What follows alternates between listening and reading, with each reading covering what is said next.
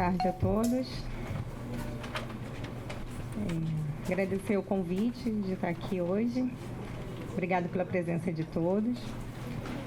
Meu nome é Luciana de Ávila, vou falar sobre o tema neoplasia do reto, avaliação pela ressonância magnética.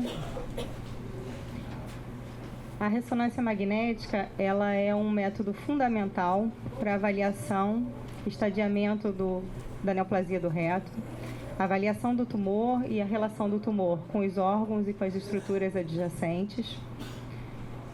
Dados epidemiológicos recentes mostram que o câncer coloretal, na verdade, ele é o terceiro mais comum no homem e o segundo mais comum na mulher.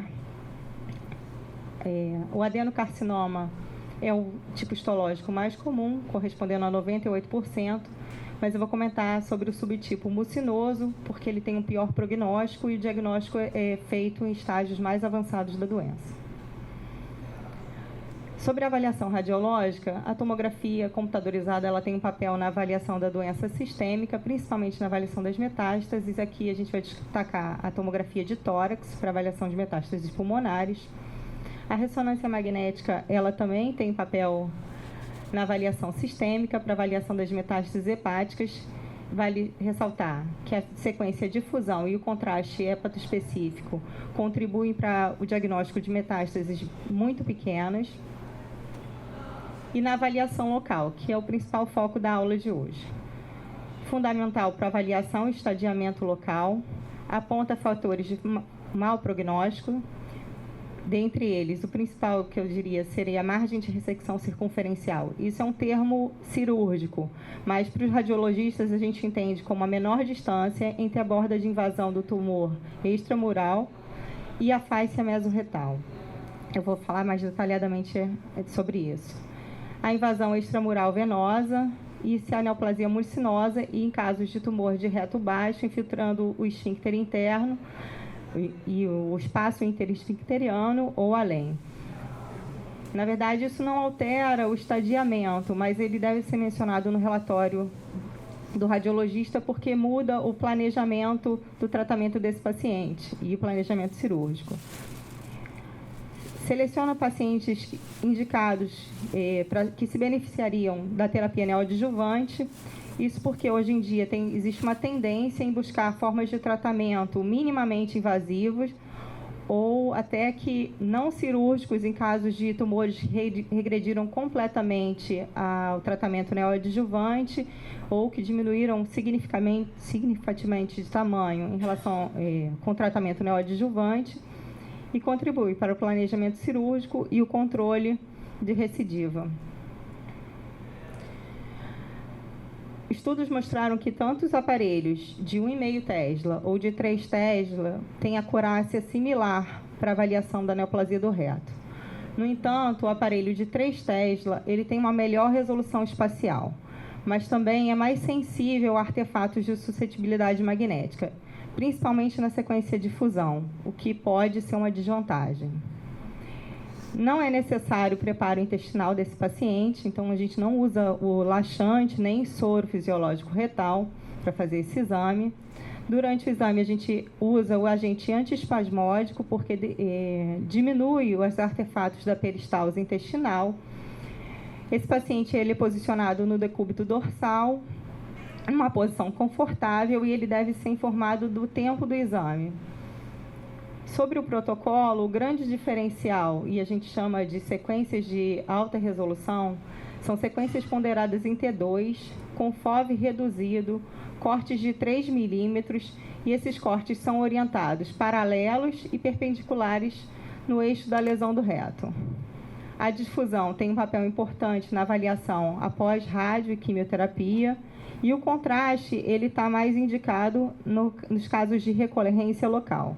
Então, para o estadiamento inicial, o que basicamente a gente faz são sequências T2 orientadas para avaliação dessa lesão e a relação dela com as estruturas adjacentes.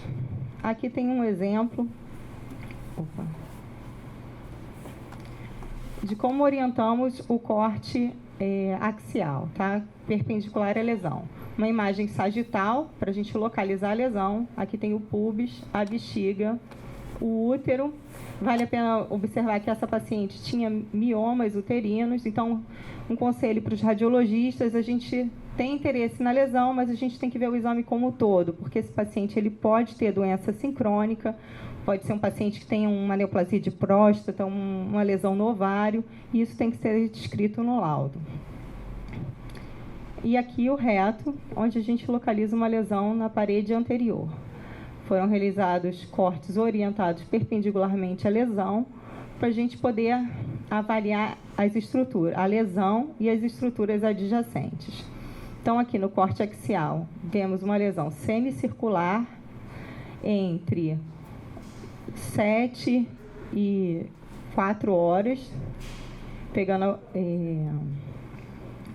a parede, né, lateral e anterior do reto. Um tumor sem conteúdo de mucina. Aqui a gente avalia a relação dele com a fáscia mesorretal, avaliamos linfonodos. E eu vou falar mais sobre isso com os casos mais a seguir. Aqui é o exemplo do corte coronal, paralelo ao canal anal, que a gente avalia a invasão da lesão do esfíncter interno, o esfíncter externo e o espaço interesfincteriano. Aqui tem uma lesão do reto baixo que infiltra o esfíncter interno nessa região, mas o espaço interesfincteriano está preservado. Um outro exemplo, plano coronal, uma lesão infiltrativa. Aqui ela pega o esfíncter interno, o esfíncter externo e a musculatura elevadora do ânus. Desse lado aqui a anatomia normal, musculatura elevadora do ânus, o esfíncter externo e a altura aqui do esfíncter interno. Então, para a gente poder, no nosso relatório, a gente precisa incluir, para o estadiamento da neoplasia do reto, a gente precisa incluir reparos anatômicos dessa lesão. E, por isso, a gente precisa fazer uma revisão rápida da anatomia. Então, a gente vai falar sobre a localização. Onde está essa lesão? A gente divide o reto em baixo, médio e superior a partir da borda anal, tá? Essa distância é medida a partir da borda anal. Aqui os exemplos da ressonância no plano sagital, né? Então, o púbis, a bexiga, a próstata, o reto. E a lesão aqui localizada a 11 centímetros da borda anal, uma lesão do reto superior. Outro exemplo, né, mostrando que a lesão está aqui localizada a 7 centímetros da borda anal, uma lesão do reto médio. Plano sagital, T2, vamos localizar a lesão reto inferior, distando 1 centímetro da borda anal. Então, aqui estão as referências de 0 a 5 centímetros, reto baixo, de 5,1 a 10 centímetros, reto médio, e acima de 10 centímetros até 15 centímetros, reto superior. Acima de 15 centímetros, a gente já considera um tumor de sigmoide, e o estadiamento e o tratamento é o mesmo do câncer do colo. A morfologia da lesão. A lesão pode ser polipóide, circunferencial, semicircunferencial. Muito importante mencionar no relatório se tem conteúdo de mucina ou não. Em relação às relações anatômicas importantes da neoplasia do reto, vou falar sobre a fáscia mesorretal. Esse é um corte axial, tá? Em T2, a gente vê a bexiga, a próstata, as vesículas seminais. E essa fina linha hipointensa em T2 é a fáscia mesorretal. A importância dela é justamente nos tumores que têm invasão do mesorreto, e a gente mede a distância entre a borda a menor distância entre a borda infiltrativa e a fáscia mesorretal, e isso se traduz na margem de ressecção circunferencial. Aqui a gente vê o mesorreto, que é constituído principalmente de gordura, vasos e pequenos linfonodos. A camada mais externa do reto, com sinal hipointenso em T2, é a camada muscular própria. a camada submucosa, que tem um sinal hiperintenso no T2, e uma fina lâmina mais interna, que é a camada mucosa. Essas camadas da parede do reto, elas estão relacionadas, na verdade, todas essas camadas, elas estão relacionadas com o estadiamento T. A gente vai classificar de acordo com a infiltração de cada uma dessas camadas.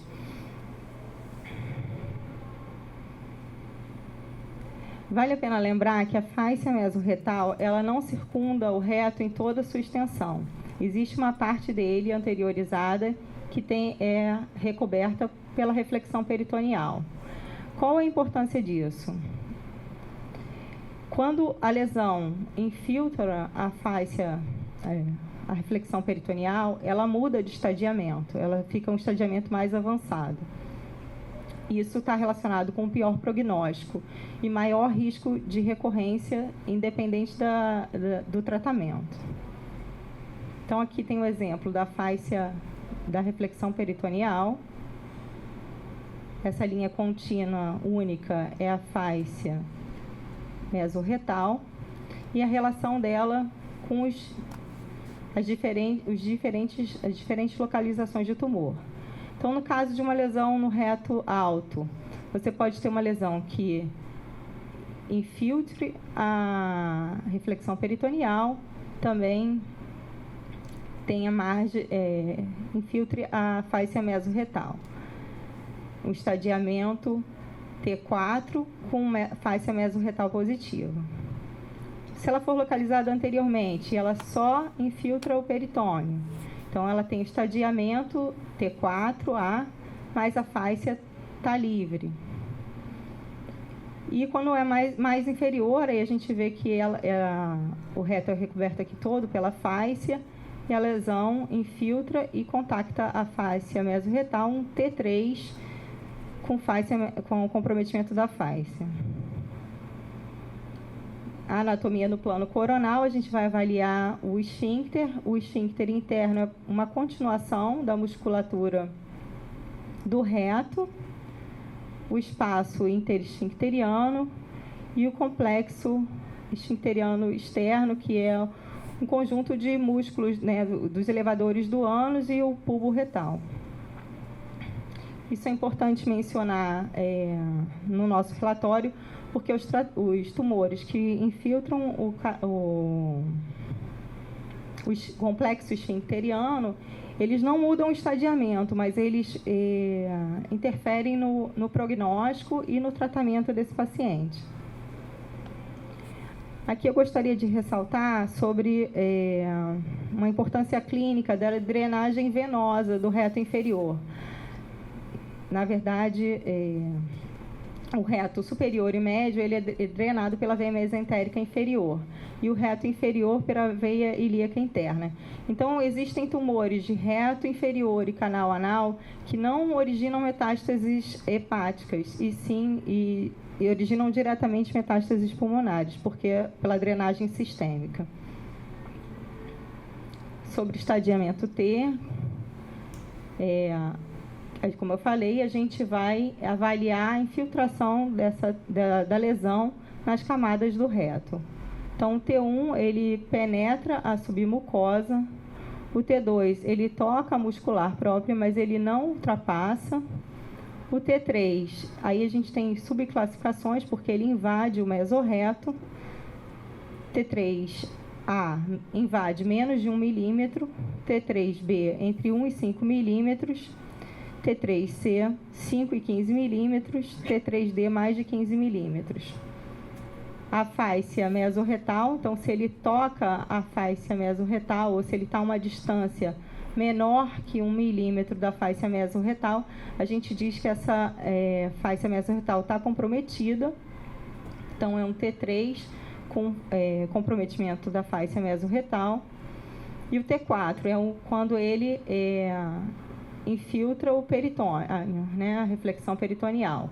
Na verdade, ele determina um espessamento ou uma irregularidade. Se você já vê um nódulo, uma área nodular, aí ele já é um implante, né? Então, o T4A, ele só infiltra, e o T4B, Ele infiltra o peritônio e órgãos adjacentes, bexiga, próstata, vesículas seminais, útero. Aqui eu queria ressaltar sobre essa avaliação da invasão do mesorreto no estádio T3. Existe um estudo do grupo Mercury que mostrou a acurácia da medida realizada na ressonância comparada com a medida anatomopatológica, e a média a diferença média foi 0,5 milímetros do que a gente relatou na ressonância magnética. Sobre o estadiamento N, eu tenho que falar sobre os linfonodos regionais e os linfonodos não regionais. Os linfonodos regionais são aqueles que a gente inclui no estadiamento N. Os não regionais, eles são considerados metastáticos. Dentre os regionais, a gente tem os linfonodos mesorretais, que são esses em amarelo. Os linfonodos pré-sacrais, adjacentes aos vasos mesentéricos inferiores e retais superiores. E aqui eu vou aproveitar o que foi comentado, acho que na aula de câncer de colo. No nosso relatório, se a gente observar algum desses linfonodos comprometidos, a gente deve reportar qual o nível que ele está, justamente para a programação da radioterapia. Além desses, os linfonodos obturadores e os ilíacos internos fazem parte da cadeia regional. Cadeia ilíaca comum, ilíaca externa e inguinal são linfonodos considerados metastáticos quando comprometidos. Uma nota que tumor do canal anal, as cadeias ilíacas externa e inguinal são considerados regionais. Então, eles pertencem ao estadiamento N. Sobre os linfonodos mesorretais, a maioria deles tem dimensões inferiores a 5 milímetros. Então, tamanho, às vezes, não é um bom indicador de comprometimento linfonodal. Quais os critérios que a gente deve avaliar? Margens espiculadas e irregulares, sinal heterogêneo e perda da forma normal, ele fica arredondado.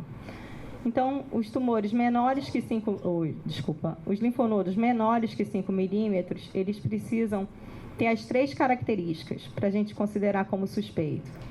Entre 5 e 9 milímetros, apenas 2 características. E mais de 9 milímetros e linfonodos que tenham conteúdo de mucina são sempre suspeitos. Essa medida é sempre feita no menor eixo, tá? Ainda dentro da cadeia de linfonodos regionais, a gente tem os linfonodos laterais. Eles são sempre considerados suspeitos quando eles medirem 7 milímetros ou mais, independente das outras características. Aqui vale a pena ressaltar que esses linfonodos, essa aqui é a cadeia ilíaca interna, e aqui é a obturadora, e aqui é a ilíaca externa. E aqui os mesorretais. Os linfonodos da cadeia lateral, eles têm que ser mencionados separadamente no nosso relatório, porque o tratamento cirúrgico é ressecção total do mesorreto. E se não forem mencionados, o cirurgião pode deixar esses linfonodos. Então, isso aumenta a chance de recidiva. Sobre a classificação, N1, nenhum linfonodo suspeito. N0, nenhum linfonodo suspeito. N1, de 1 a 3 linfonodos suspeitos. E aqui eu vou destacar essa subclassificação N1C, depósito tumoral. Depósito tumoral não é tecido linfóide, é uma lesão satélite do tumor que pode estar localizada junto à serosa ou em regiões não peritonealizadas, no mesorreto, no mesosigmoide, mas geralmente no trajeto de vaso. Mas é um desafio para o radiologista, né, diferenciar de um linfonodo mesorretal comprometido. E o N2, geralmente mais de 4 linfonodos suspeitos. Em relação a tratamento e prognóstico, vou falar rapidamente sobre isso, porque os meus colegas podem falar mais sobre isso detalhadamente. A excisão cirúrgica, a ressecção total do mesorreto é considerada curativa. No pré-operatório, radioterapia ou quimioterapia combinadas está indicada a partir dos estádios T3 e ou N1. Aqui vale a gente apenas discutir até sobre isso, sobre tratamentos minimamente invasivos e novos esquemas de quimioterapia. Pelo que eu li, existem combinações de cursos de quimioterapia longo com radioterapia curto, boost de radioterapia e imunoterapia, que eu acho que podem entrar aqui como forma de reduzir a dimensão dessa lesão e se esse paciente for considerado para cirurgia, né, a ressecção de margens negativas ter mais sucesso. Então, a recorrência local varia entre 3% e 32%, depende do estadiamento inicial. E aqui a questão mais importante que a gente falou, né, se as margens de ressecção circunferencial forem positivas, isso tem um pior prognóstico, né, e está mais associado à recidiva. E alguns autores que sugerem que quando essa margem de ressecção circunferencial estiver positiva, considerar a possibilidade de tratamento neoadjuvante antes do tratamento cirúrgico. Então, como eu falei, margem de ressecção circunferencial menor que 1 a 2 milímetros tem um pior prognóstico. Aqui um pequeno resumo do que se costuma fazer, né, nos Estados Unidos. Em tumores iniciais até T2, paciente sem linfonodo e sem metástase, o paciente vai direto para a cirurgia. Pacientes com um estágio acima de T3, N1 ou N2, ou um tumor localmente ressecável, ele vai para terapia neoadjuvante com radioquimioterapia e, se possível, numa reavaliação, faz uma cirurgia. Na Europa, eles estratificam esse paciente em baixo risco, em risco intermediário e alto risco. Baixo risco é aquele paciente com tumor até T3, acho que ele considera os T3 iniciais, sem invasão extramural vascular, sem margem de ressecção circunferencial positiva, né, margem de ressecção circunferencial negativa, N0, M0, cirurgia. Intermediário, aqui eles consideram os tumores T2 e T3 do reto inferior e o T3 acima de T3C, N1, N2, sem invasão vascular extramural, com margem de ressecção negativa e M0, eles fazem uma radioterapia, um ciclo curto de radioterapia ou radioquimioterapia combinado. No alto risco, são os pacientes estratificados em T4, com invasão de parede, exceto a parede da vagina, com margem de ressecção positiva, com linfonodos laterais positivos e sem evidência de metástase.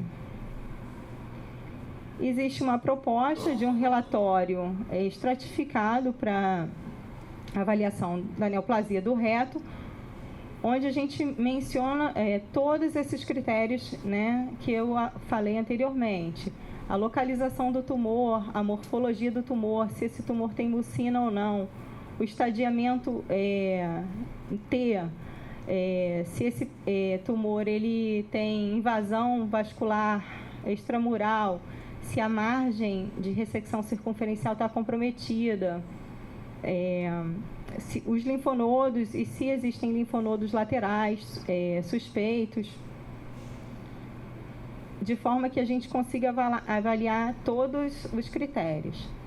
A seguir, eu vou mostrar alguns casos que eu vi recentemente na clínica, só para ilustrar, nem todas as medidas, não tem medidas, mas a gente pode, olhando as imagens, discorrer um pouco sobre os achados.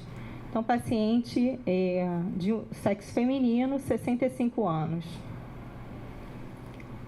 A gente vê o sagital T2 para localizar a lesão.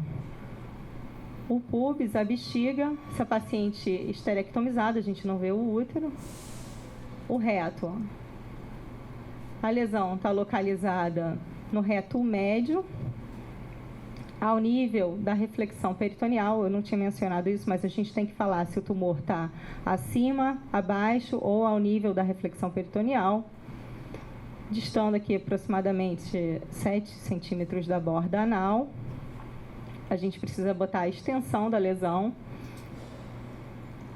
Fazemos cortes perpendiculares à lesão, mostrando uma lesão semicircunferencial, sem conteúdo de mucina, entre 6 e 2 horas. Aqui no corte axial, a gente já consegue ver que existe um linfonodo mesorretal com contorno meio irregular, uma forma um pouco mais arredondada e com sinal semelhante ao tumor, provavelmente um linfonodo suspeito aqui. Continuando nesse mesmo caso, aqui, como eu falei, a gente precisa olhar o exame como um todo. Aqui ela tinha uma lesão cística na região anexial direita.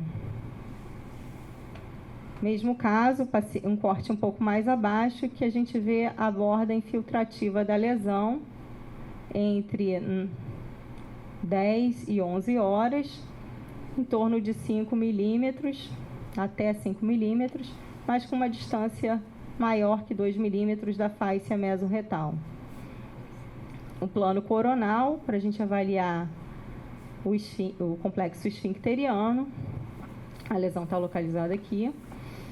Nosso relatório saiu como uma lesão primária do reto médio, sem componente de mucina, um T3B, um N1, com comprometimento da fáscia mesorretal. Um outro caso, paciente masculino de 41 anos, plano sagital T2, a bexiga, a próstata, a vesícula seminal. E aqui a gente vê uma lesão de contorno irregular na parede anterior, pegando o reto, a borda anal tá aqui, reto baixo, um pouco do reto médio. A reflexão peritoneal, essa fina faixa hipointensa. Nos homens, a reflexão peritoneal está ao nível, na verdade aqui, ela está ao nível do topo das vesículas seminais, e na mulher corresponde mais ou menos ao fundo de saco. Além disso, o que a gente consegue ver nessa lesão? Um linfonodo um pouco irregular e heterogêneo na gordura pré-sacral. Fizemos cortes perpendiculares à lesão, uma lesão circunferencial, com margens internas irregulares, sem componente de mucina, a fáscia mesorretal, e ela tem uma borda infiltrativa entre 10 e 12 horas, que dista menos de 1 milímetro da fáscia mesorretal. Então, nesse caso, a gente considera que essa fáscia mesorretal está comprometida. Além disso, tem um linfonodo aumentado na cadeia obturadora. Esse paciente ainda tinha outros linfonodos mesorretais, mas foi difícil colocar aqui. Novamente, a lesão, um plano mais baixo, né, mostrando uma lesão circunferencial, sem componente de mucina, aquele linfonodo. O corte coronal, mostrando a invasão do esfíncter interno. Aqui a gente vê bem essa linha hipointensa em T2, que é a fáscia mesorretal. Esse linfonodo, cadeia obturadora, e aquele outro pré-sacral, provavelmente comprometidos, né? O nosso relatório saiu um tumor de reto baixo, médio baixo, um T3B, um N2, porque ele tinha outros linfonodos, só não conseguiu colocar aqui, e com comprometimento da fáscia mesorretal. Mais um caso, também uma lesão no plano sagital, com paredes irregulares, no reto baixo, médio, uma extensa lesão, abaixo da reflexão peritoneal, que provavelmente está aqui, ó. Feitos o corte perpendicular à lesão, mostra uma lesão circunferencial, mas esse halo preto em T2 mostra que a muscular está preservada. Então, provavelmente um T2, sem comprometimento da fáscia, tem um linfonodo obturador suspeito, e tinham outros linfonodos, eu acredito nesse caso também, mostrando que a lesão compromete o esfíncter anal interno, mas o esfíncter externo está preservado, assim como o espaço interesfincteriano. Aqui um linfonodo, provavelmente aquele linfonodo. Nosso relatório saiu com um tumor de reto médio, baixo, sem comprometimento de mucina, um T2, N2B, sem comprometimento da fáscia mesorretal. Mais um caso, paciente masculino, 75 anos, corte no plano sagital para localizar a lesão. Aqui a gente vê uma extensa lesão infiltrativa pegando o reto médio e superior. A diferença dessa lesão é que ela tem um hipersinal em T2. Isso corresponde a um componente de mucina. Cortes. Aqui, além disso, a gente não consegue ver aquela gordurinha que tem aqui no espaço da reflexão peritoneal. Provavelmente essa lesão toca a reflexão peritoneal, assim como a fáscia mesorretal mais inferiormente. A gente vai ver melhor no plano axial, com cortes perpendiculares ao eixo da lesão. Então, a lesão, uma extensa lesão com uma margem infiltrativa mais de 1,5 milímetro, que compromete a reflexão peritoneal. Essa lesão ainda tinha uma coisa interessante, né, mais inferior, uma estrutura vascular com sinal heterogêneo. Então, essa lesão ainda tem um comprometimento extravascular, extramural vascular, e a lesão está em contato, sem plano de clivagem, com a fáscia mesorretal e toca as vesículas seminais. Então, essa é um exemplo de uma lesão T4A, porque ela não invade as vesículas seminais, ela só toca ali. E às vezes é difícil a gente identificar linfonodo. Então, a sequência de fusão ajuda a gente a achar um linfonodo e a gente vai buscar a correlação dele no plano T2. E esse linfonodo estava aqui. E ele tem o mesmo sinal do tumor. Então, um linfonodo com sinal de mucina, um linfonodo comprometido. Então, uma lesão do reto superior, médio, com componente de mucina, com um comprometimento da reflexão peritoneal. Desculpa. Um N1 com comprometimento da fáscia mesorretal. Mais um caso, um paciente feminino, 62 anos, a bexiga, paciente esterectomizada, uma lesão infiltrativa na parede, no reto, mas pega a parede posterior também, abaixo, né, provavelmente abaixo da reflexão peritoneal, porque ela está no reto inferior, médio, e uma irregularidade da parede posterior, aqui indicando uma provável invasão do mesorreto. Aqui ficaria na dúvida entre um T2 e um T3 inicial. A lesão circunferencial, um pequeno linfonodo, mas também com sinal semelhante ao tumor e com margens um pouco irregulares. Um pouco mais baixo, mostrando o comprometimento do esfíncter interno. Plano coronal mostrando o espaço interesfincteriano preservado e o esfíncter externo também preservado. Então, tumor de reto baixo, a gente deu um T3A, um N1, sem comprometimento da fáscia. Essa paciente, ela fez radioterapia e ela voltou para controle. O controle pós-radioterapia dessa paciente, a gente, no plano sagital, não consegue localizar bem a lesão. Fizemos cortes perpendiculares ao eixo do reto, que mostram áreas de sinal muito reduzido no T2, sugerindo fibrose. Aqui, novamente, no plano coronal, uma área de hipossinal em T2, sugerindo fibrose.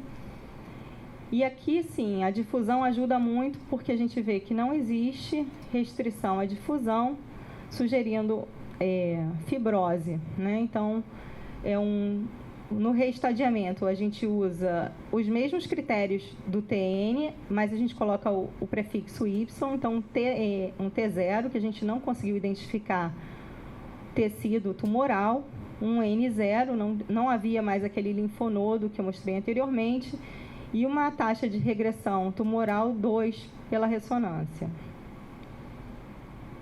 Então, para falar de reestadiamento, a gente vai avaliar, pela ressonância, a gente vai avaliar as alterações na parede do reto pós-radioterapia. Edema submucoso é normal, a gente vê como alteração pós-radioterapia. A lesão pode continuar lá, tem aparência similar ao tumor pré-tratamento e tem componente, ou pode ter um componente fibrótico, atrófico, com sinal reduzido em T2, que isso vai depender da resposta. Pode ter uma resposta de mucina, onde os tumores não mucinosos, após a radioterapia, eles começam a apresentar aquele hipersinal em T2, que eu mostrei naquele caso. Isso indica uma boa resposta ao tratamento, porque essa mucina é acelular. Então, sobre tumor residual e fibrose, a gente usa um sistema de graduação de regressão tumoral, onde o estágio 1 tem uma completa resposta, você não tem evidência de tumor. No estágio 2, você tem uma boa resposta, você vê áreas de fibrose, mais de 75%, e sem evidência de tecido tumoral, ou mínima, né, evidência. No estágio 3, você tem uma resposta moderada, com mais de 50% de fibrose ou sinal de mucina, mas você ainda vê um sinal intermediário, uma área de tumor, né, provavelmente viável. A resposta leve, você tem algumas áreas de fibrose ou mucina, mas a maioria é tumor, e nenhuma resposta sinal semelhante ao tumor inicial. E aqui um caso para ilustrar isso. Essa paciente, ela fez o diagnóstico em janeiro, uma lesão polipóide do reto médio, vê que a muscular está preservada. No pós-tratamento, a gente vê que a lesão está ali, olha, mas ela diminuiu de tamanho, mas a lesão continua ali. Esse foi o exame recente, foi de agora, 5 de agosto. Mudou? Não. No plano coronal, o exame inicial, aqui em janeiro, a lesão polipóide na parede do reto médio. Aqui eu janelei bem para ver se dava para ver. Pode ser que tenha uma área com sinal mais reduzido aqui em T2, sugerindo alguma fibrose. Mesma lesão, mesma paciente, né? A lesão no plano axial, para ver que ela realmente não invade o mesorreto, a face mesorretal preservada. Então, ela era um tumor de reto médio polipóide, estadiamento T2, N0, e agora a gente vê uma discreta área de hipossinal em T2 anterior, aqui na anterolateral, aqui à esquerda. No estadiamento, provável T1 ou T2, né? Um N0 com grau de regressão tumoral pela RM de 4 a 5. Na verdade, a gente questionou se isso aqui realmente era uma fibrose.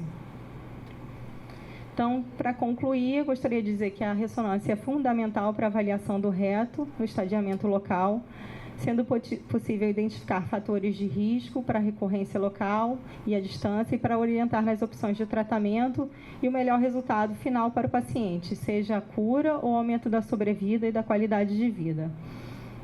Dessa forma, uma análise sistemática contribui para uma interpretação uniforme e reprodutível. Obrigada a todos, está aberto para discussão.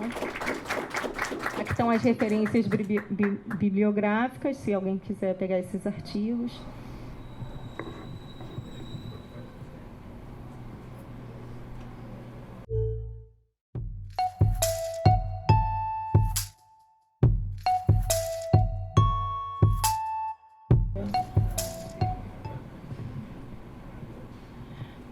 Bom, Bom, boa tarde a todos que ficaram aqui até o final. Eu sou a Erika Becken, sou oncologista clínica da Reddor e da UF.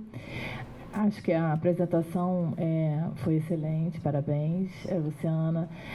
A gente sabe que a estratificação de risco pela ressonância, assim como a cirurgia da excisão total do mesorreto, foram fundamentais para a gente ganhar um ganho tanto de controle local quanto de sobrevida global, né? E quando a gente avalia esse doente mais precisamente, a gente pode orientar melhor o tratamento, né? E definir o grupo que tem uma estratificação de baixo risco e pode ser encaminhado para cirurgia upfront, ou precisa de um aumento do controle local com estratégias de radioquimioterapia combinadas que já são tidas como tratamento padrão, mas a gente sabe que atualmente a gente consegue ter um ganho ainda maior, né, levando também ao controle de metástase à distância, trazendo também a quimioterapia para o cenário da neoadjuvância, né? Então, a ressonância ela vai ser fundamental para a gente ter um estadiamento preciso, né, desse paciente no diagnóstico, para a gente definir se esse paciente tem um estadiamento inicial, né, se ele vai ser candidato a um tratamento local, né, não vai precisar nem de um tratamento cirúrgico, junto com um ultrassom endoscópico, que é fundamental para avaliar os estadiamentos de T iniciais. E nos pacientes que têm a doença mais avançada, ela vai ser fundamental para a gente classificar o risco em relação ao T, né? A gente sabe que no T3 ela é fundamental para definir a profundidade da invasão, o estadiamento nodal, a avaliação da invasão vascular extramural, que também é fundamental, que também prediz o risco de metástase à distância, né? Eu acho que o desafio maior é o estadiamento linfonodal, e para isso a gente criou algumas classificações para tentar uniformizar mais, né, essa avaliação da ressonância. E agora, com as estratégias de tratamento neoadjuvante total, que combina as modalidades de radioterapia e quimioterapia, todos no cenário da neoadjuvância, né, a gente vai ter o papel da ressonância ainda mais na avaliação de resposta desses pacientes e na definição dos pacientes em que a gente vai poder não só fazer o watch and wait, né, não fazer o tratamento cirúrgico. Quer comentar mais alguma coisa? Marcelo? Acho que a ressonância assim, o radiologista, o oncologista e o cirurgião têm que estar juntos, e o radioterapeuta, né, que não está mais aqui.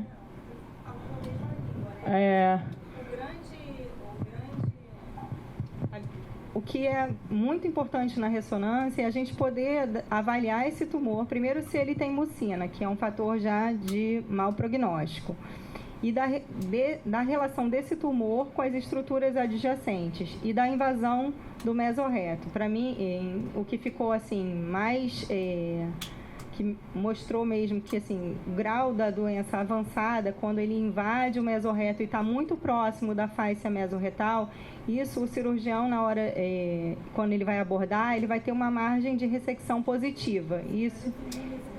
Exatamente. Nem tanto assim, os linfonodos mesorretais, eles são difíceis para a gente precisar, mas quando você vê né, que você acha suspeito, existe uma grande especificidade de você acertar. Os laterais, você tem que mencionar porque normalmente na excisão eles não são ressecados, né? Eu não sei como é que é a experiência do Marcelo nisso. Se você... que tira o bloco, né? O que acontece? Na cirurgia a gente preconiza, assim, o que é o tratamento preconizado, né? Do tratamento do câncer de reto? É excisão mesorretal total. Você tira toda aquela faixa que é envelopada, né? Da gordura que envolve o reto, e tem uma faixa. É bem difícil de descrever, assim, né? Tem uns artigos que descrevem bem, que é o Bill Hilt, que foi o primeiro cara que descreveu da excisão mesorretal total, né?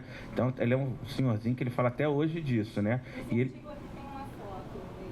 Que ele fala do plano, que até assim, the holy plane, né? O plano sagrado que ele gosta de descrever, que é bem difícil você determinar isso. Na cirurgia aberta, na cirurgia minimamente invasiva, isso até deu um ganho, porque assim, a gente consegue ter uma visão ampliada e a gente consegue ver isso. Então, assim, é importante para a gente ter essa questão do linfonodo. Eu estava até falando com a Érica aqui, o que é importante? É a gente saber, assim, qual que é o que tem alguns doentes que a gente olha a imagem, já sabe que o doente vai bem, entendeu? Tem outros que a gente já sabe que vai mal. Ali, aquele seu caso 4, se não me engano, a gente já via que era um volume de doença enorme, que eu já falei, pô, esse doente vai muito mal. A gente já olha lá que esse aí, que a gente já vê que tem um grande volume de doença, a gente já sabe que ele vai mal, entendeu?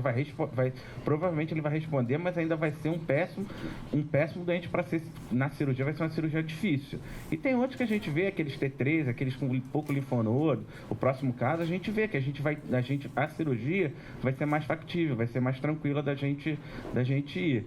Mas assim, uma coisa que a gente tem, que eu estava conversando aqui com a Érica, que eu acho importante com essa coluna, é essa questão dos esquemas que é o grande tchan agora, acho que da oncologia, os esquemas de quimioterapia e radioterapia que a gente utiliza. Antigamente a gente utilizava esquemas completamente diferentes que agora foram substituídos. E assim, aí a Érica me perguntou, Marcelo, é mais difícil de operar? É mais difícil. Não é que seja mais difícil, mas o tempo cirúrgico dos doentes aumenta, porque você tem mais fibrose ali. Não é dificuldade técnica de realizar a cirurgia, mas assim, você precisa fazer mais esforço naquela cirurgia do que você faria habitualmente. Os tecidos não descolam tão facilmente. E assim, a verdade é que a gente tem que saber, eu acho que assim, a ressonância ajuda numa coisa. Eu sou do tempo que não tinha nem ressonância pra gente avaliar, apesar da cara de novo, eu não sou tão novo, mas não tinha nem ressonância. A gente avaliava no toque retal, na tomografia e no exame laboratorial. Era assim que a gente avaliava nosso doente. A ressonância vem recente, ela entrou com força agora nos últimos 5, 6 anos que a gente consegue ver. E assim, o que é o mais importante é que eu acho que daqui a pouco eu perdi o emprego. Esses doentes, alguns doentes não vão ser mais operados. Alguns não, boa parte deles não vão ser mais operados. É o que a Angelita já faz em São Paulo há muito tempo. Naquele artigo de 2019 que você citou, lá que é da RNSA, ele até cita o trabalho da Angelita Bragama de neoadjuvância total e o doente não operar. Ficar só no attenuate. Esse do Robert é de 2019. Ele até cita isso. Eu acho que, assim, para complementar, foi muito boa a aula, Luciana. Acho que é muito que a gente tinha falado, assim, é muito importante para a gente confiar no radiologista e confiar no laudo da ressonância, porque isso muda completamente a nossa conduta. Então, assim, eu já peguei paciente que veio de uma colono como se fosse um T1 e fez uma ressonância que tinha uma lesão hepática, e quando a gente foi rever a ressonância, na verdade, ele tinha um N2, ele tinha ainda doença residual. Então, isso muda muito para a gente, a nossa conduta, tanto para químio, para rádio, para saber definir se aquilo é uma neoadjuvância realmente ou não.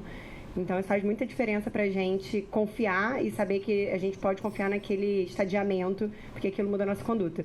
E é isso que o Marcelo falou, a gente tem vários protocolos hoje em dia para fazer quimioterapia como era antigamente, que é long course, ou então fazer short course. Isso pode mudar para a cirurgia, né, para algumas coisas. A tendência, sim. Para a cirurgia é melhor. Por que começou a neoadjuvância? A neoadjuvância começou para tentar preservar o esfíncter. A verdade é essa, né? Que aí virou aquela, para dar o stage da size do tumor. Mesmo para aqueles pacientes que você vai fazer a ressecção abdominoperineal, cirurgia de Miles, você faz neoadjuvância, mesmo já sabendo aquilo ali, porque você vai controlar, vai ter controle local e controle sistêmico do paciente também, da doença. Então, mesmo sabendo, assim, você, para tentar sua cirurgia, mesmo sendo Miles, ela ser mais tranquila de você fazer. Mas, assim, existe a neoadjuvância está relacionada com o aumento de essência de estrutura,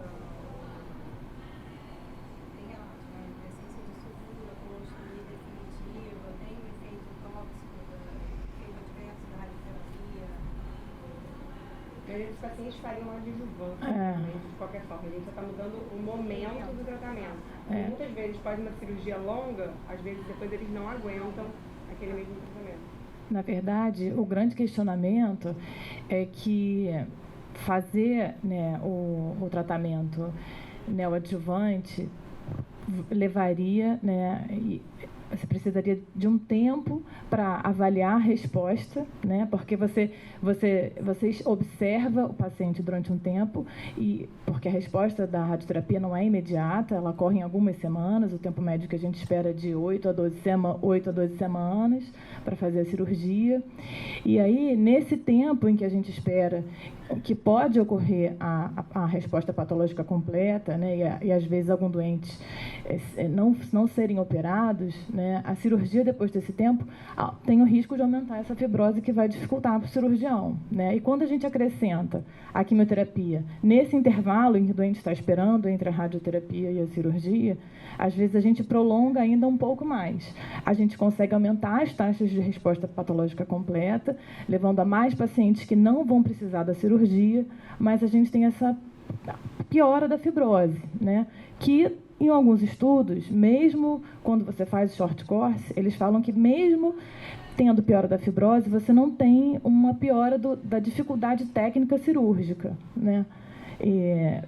Fazendo com que isso seja uma técnica padrão exatamente, não vai ser contraindicado por isso. Na verdade, você está tendo maior controle local e uma maior chance de diminuição da recorrência à distância e uma maior chance de você levar uma resposta patológica e evitar que o doente seja operado.